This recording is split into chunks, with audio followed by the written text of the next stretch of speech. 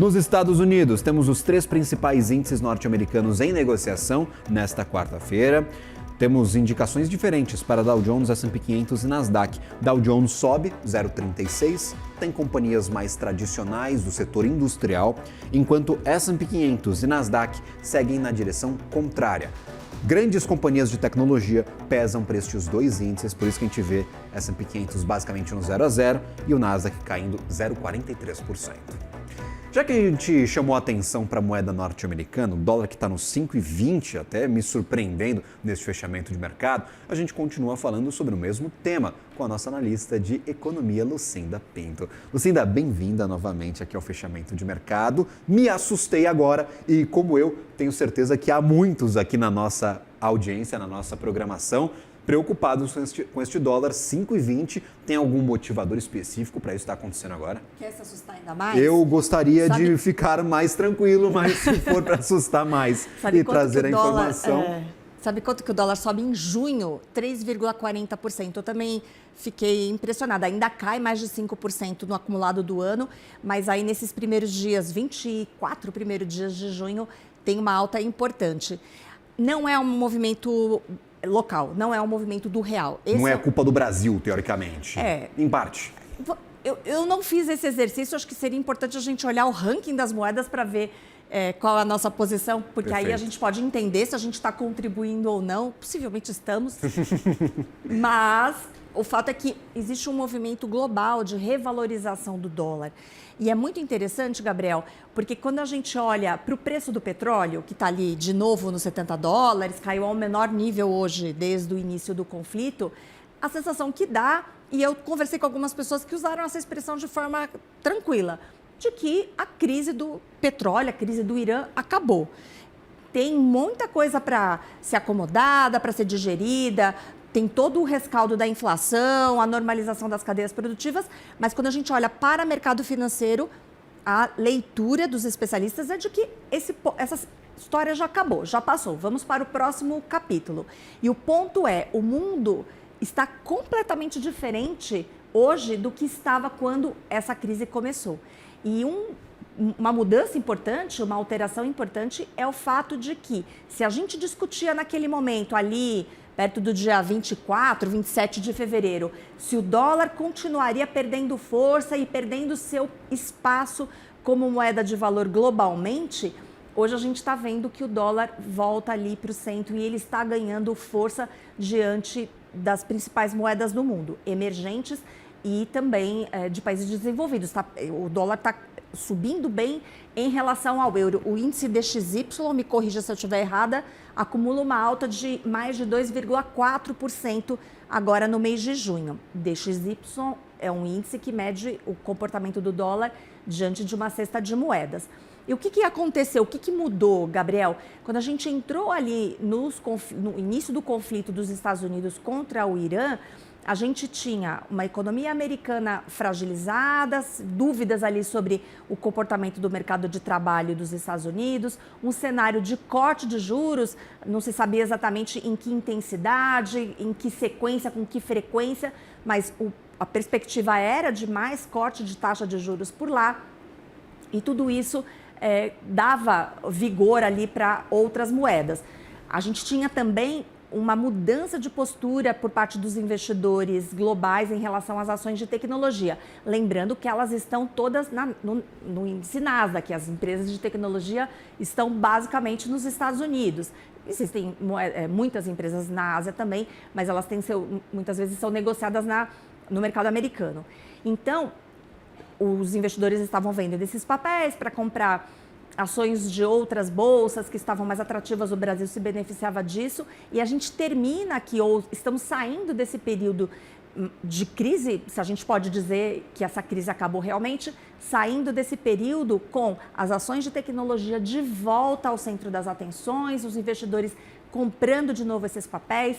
Então, o dólar ganhando força muito por causa dessa percepção de que, mesmo com a clara perda de soft power dos Estados Unidos, que é aquela capacidade do governo americano influenciar outras nações por meio de coerção, a economia americana foi muito resiliente e ela vem mostrando números importantes, expressivos, consistentes.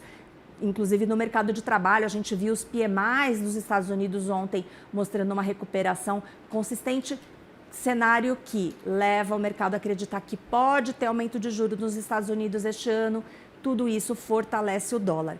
E quando a gente pergunta para os economistas, claro que prever movimento de câmbio, ainda mais globalmente, é um desafio. Ninguém quer fazer isso, né, Ninguém quer fazer isso. Mas a leitura hoje, ou a indicação que os economistas trazem é de que parece que esse movimento de valorização do dólar veio para ficar.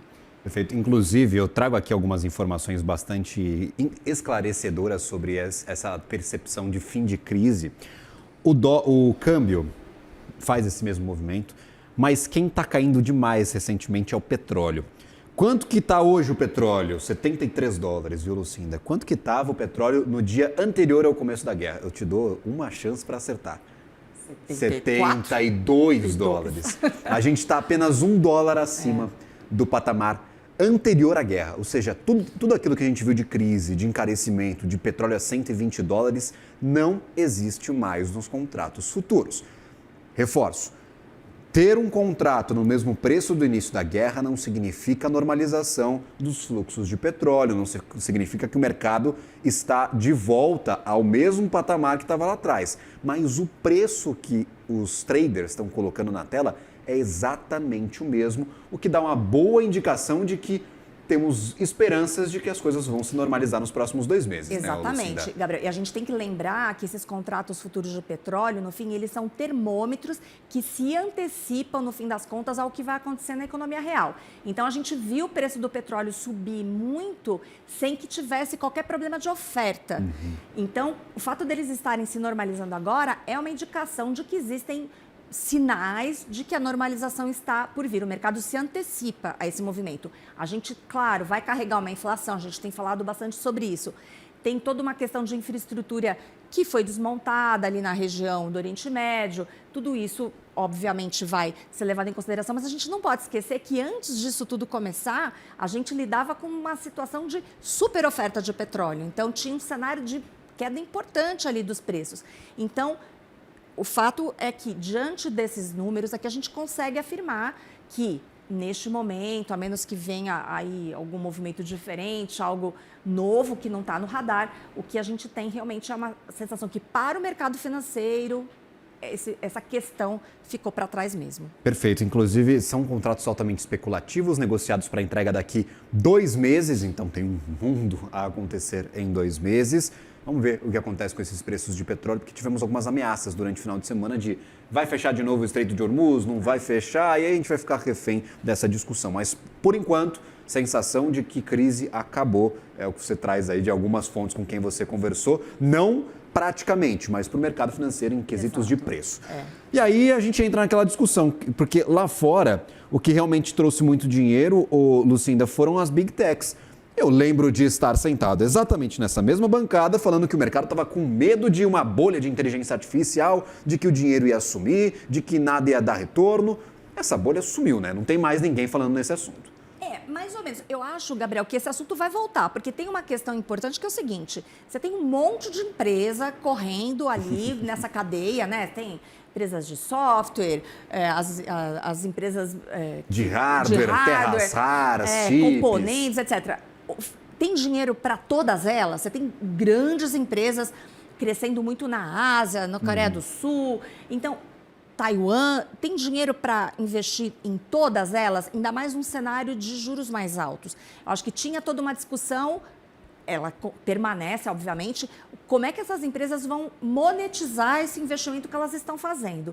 Mas agora, com o custo do dinheiro ficando maior, acho que a discussão que cresce é quem é que vai bancar esses investimentos. E o dinheiro disponível é suficiente para todos, é preciso escolher quais empresas serão as escolhidas. Então, a gente vai ver muita instabilidade. Não significa que... Ontem mesmo a gente viu, né, nos últimos 2 dias, uma correção importante dessas ações.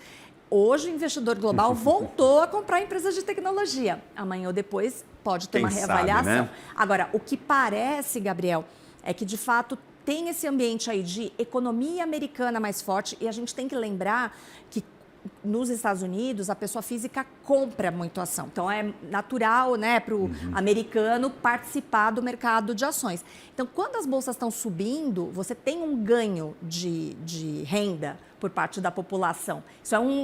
Isso incentiva consumo e por aí vai, por isso né? que é um termômetro tão importante. Perfeito. E aí, esse cenário de possível aumento de juros por lá muda muito a dinâmica do fluxo global. E é nesse cenário que o Brasil se coloca. Vamos ver o que vai acontecer a partir de agora. Claro, prestamos muita atenção no mercado aqui todos os dias. O dinheiro está voltando para os Estados Unidos. Vai comprar o quê? É a pergunta que a gente vai levantar nas próximas semanas. Lucinda, obrigado pela participação. Uma ótima tarde, um bom trabalho a você. Para você também. Boa tarde a todos. Valeu.